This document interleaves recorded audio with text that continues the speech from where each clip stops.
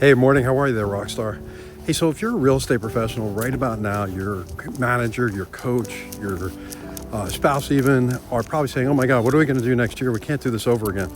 How are we going to increase our business and what are we going to do differently going into 2005? And I recently talked to some other real estate professional brokers, agents and stuff, and they said, we'll work on our business plan soon. Honestly, I think it's November 13th or something like that.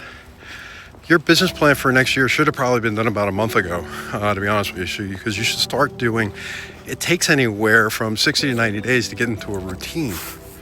What's interesting is most business plans and most coaches out there that, quite honestly, they're not coaching, they're just training people. And what is the difference between coaching and training? Training is doing the same thing over and over, doing more of it. What's interesting is more is not always better. More is just more.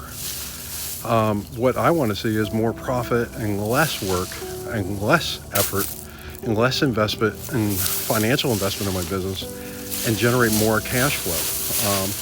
The challenge is most people are trained to, well, if you did 100 contacts last year, you need to do 200 this year in order to reach your goal. Or if you did, four appointments a week, in order to get to your goal and increase that, we need to do six appointments this week.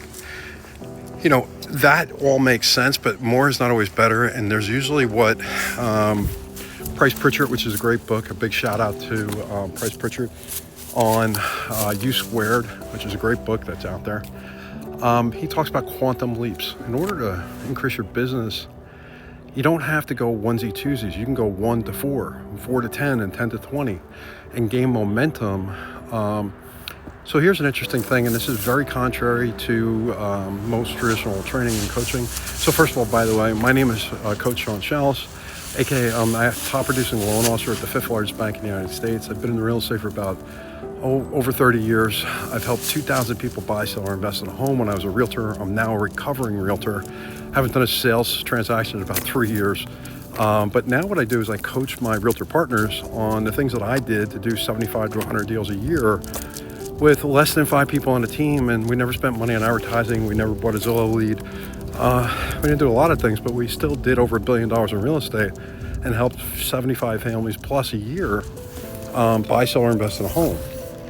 So what is the secret to success? One of the bigger secrets that most people will never tell you is they all want to say, hey, you need to be motivated, you need to be inspired, and you need to have a passion, you need to know what your why is. Oh my God, what is my why?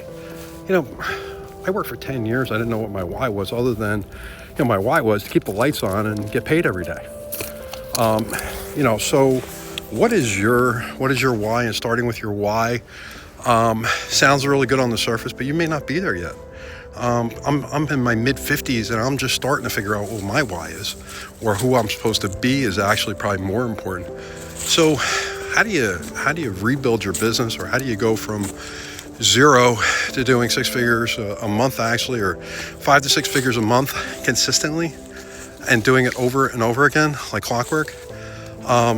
First of all, it's not, motivation and discipline are not the answers.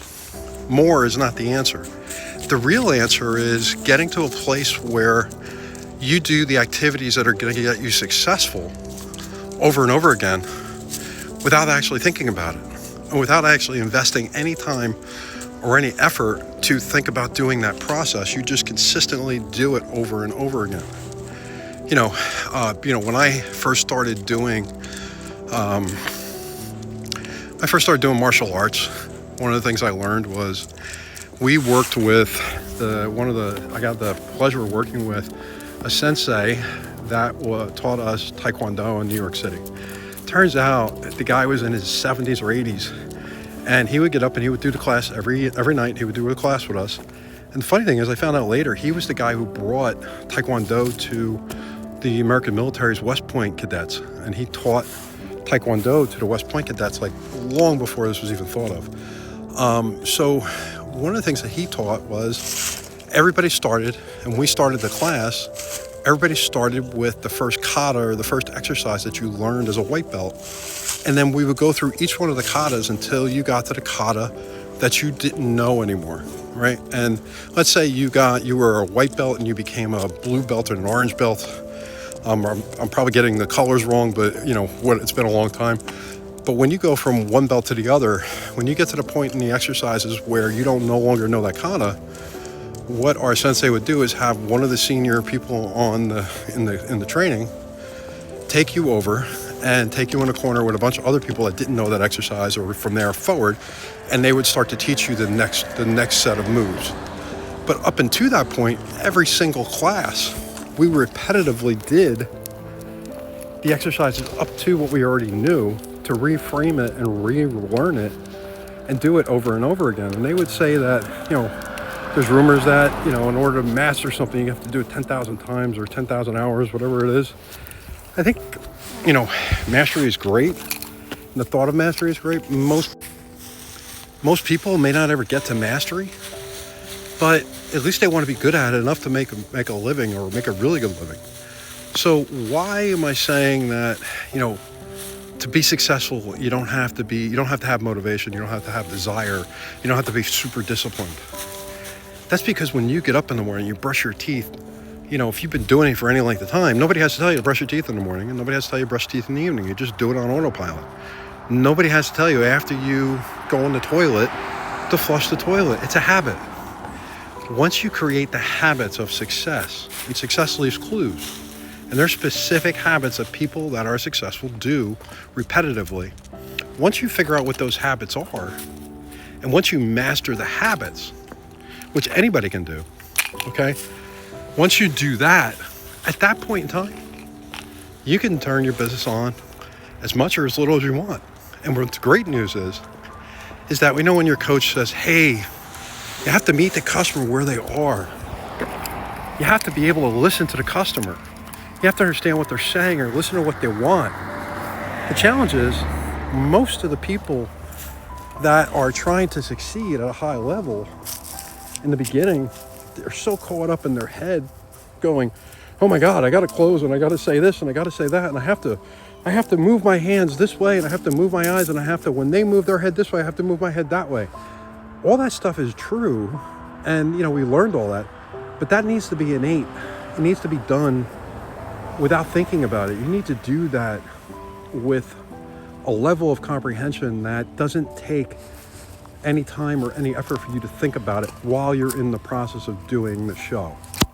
So nobody wants to see you practice the front kick in front of the audience. They just want to see you do a flying front kick.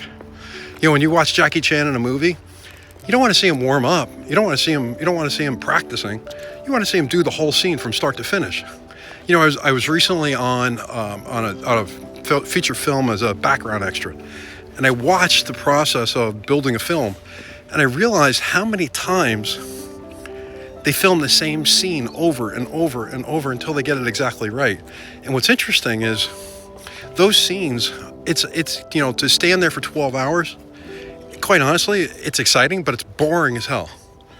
And, watching somebody, but the finished product is amazing. So here's the question. How many times are you going to an appointment and running these scenarios in your head and saying, I have to do this, and I have to make this many contacts, and I have to speak to this many, and I have to close them 9 times. I have to get them to say yes 4 times before I can actually close them.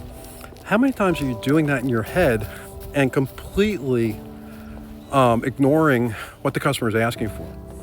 So, hey, if you want to find out more about being successful, success leaves clues. We have actually what's called the 10x personal success formula. It's a proven strategy to help you go from 0 to 60 literally in 90 days.